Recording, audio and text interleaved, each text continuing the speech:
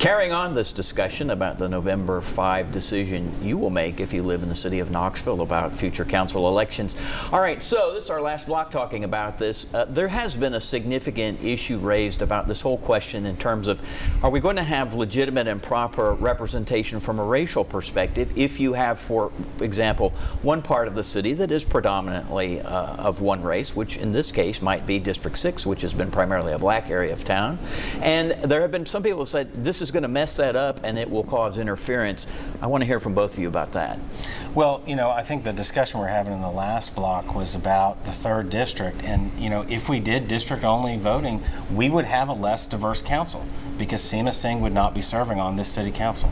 A person of color, yeah. And I don't think that's a good thing. I think diversity is important. When these charter amendments came to council, we got a letter of support asking council to pass it from the Knoxville chapter of the NAACP. I'm forming right now a citizens committee charged with getting these passed, and Reverend Middlebrook is going to be my co-chair on that. And so I'm very excited about the opportunity. We've got to make sure we preserve diversity on city council, and it's the at-large elections that have been able to get us there. I want to hear from Hancen, but first, this is a good point to mention. Do you not have something coming up this week for people who want to learn more about the vote? Yes, so this Thursday, September the 12th at 6 o'clock, I'm having a town hall discussion. Again, that's with my co-sponsor, which is the Knoxville chapter of the NAACP, and we're at the Bearden United Methodist Church, so everyone's welcome to come down there and have a discussion. What we really want to do is make sure everyone understands what we're talking about, and so then they can make a good decision, because ultimately this is up to the people of Knoxville to decide, and I think that's the right thing to do. All right, Hancen, jump in. Yeah, well, I think it's important to look at the history of this electoral system. We abolished district voting in 1960, and then we chose the model that we have now explicitly in response to the passage of the Voting Rights Act. So, ultimately, I think that District 6, East Knoxville, I think that East Knoxville residents and voters in that district should be able to determine who represents them on council. And the history, even under the system we have now, the will and the winner of the district primary has gone on to lose the citywide election multiple times. I think it's 11 in 55 years. Is that correct? 11 times in 55 years?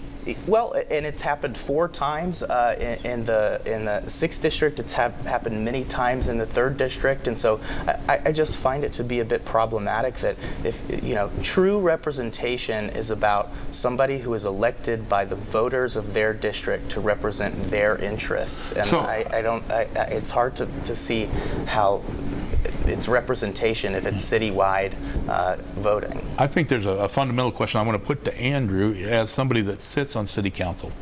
You as a city council person, do you feel like, of course you feel like you represent your district, but is it an equal weight, so to speak, that you have to bear where you represent the entire city as well? And that's my sort of concern, and why I think the entire city should weigh in on every district, at least at some level. Whether it be the general or both the primary and general. But you as a council person, how do you look at your job? I look at it as, I live in a certain area, so I run into people in that area in the grocery store, and they might ask me about what's going on. And they so want to know about I their know pothole and mailbox, I know those neighborhoods, and people look to me to kind of have an understanding of what's going on with that. But I represent the entire city. And so I look at all of those things. And when I've talked to neighbors, they've said to me, look, if you on council are going to be making decisions about me and my family, then I want to have a chance to vote for you. And so we need to make sure we maintain that accountability. But under that logic, would you support the legislature changing the voting law so that all state reps and all state senators were running statewide? I think that you can get to scale where it becomes impractical, but this has worked in Knoxville. For over 50 years, we have the most diverse council we've ever had. Why would we jump ship, and do something different and divide up our voters? We've got big things to do in Knoxville, and we need to be united, not divided. Mr. Sale. And I just want to add, I think at the end of the day, there are risks in any electoral model. A bad actor could be elected who only cares about their district, but we can't lose sight of the fact that they would have been duly elected by the voters of their district. And to me, in a representative democracy like ours, the responsibility of preventing bad actors from getting elected should lie with the voters. It shouldn't lie with a system created by politicians explicitly to disenfranchise the people who voted for that bad actor. And I think if there is a bad actor elected, I think it's on the onus on the community to persuade voters to not vote for Unless that district really likes them. Time for a quick question, gentlemen. So again, going back to my question, so if you don't believe it on the statewide level,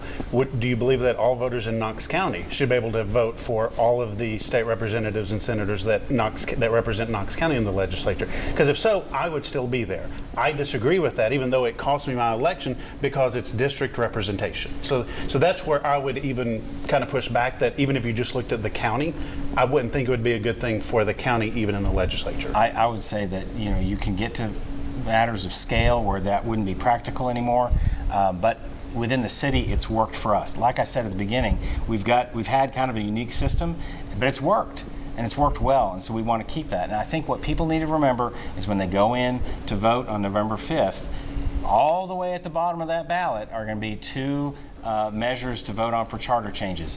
If you vote yes, that's retaining your right to vote on all 9 council members. If you vote no, you're reducing yourself down to 4. All of this has come up pretty quickly. Do either of you know if there's been polling? I don't believe so. Very curious, very curious. All right, well, as we said, this is going to be on November 5. Early voting starts October 16. That's roughly a month from now. Remember that. Remember this fabulous show that we've told you about. We'll be very curious to see how that turns out. But it's time for another commercial break here on Inside Tennessee.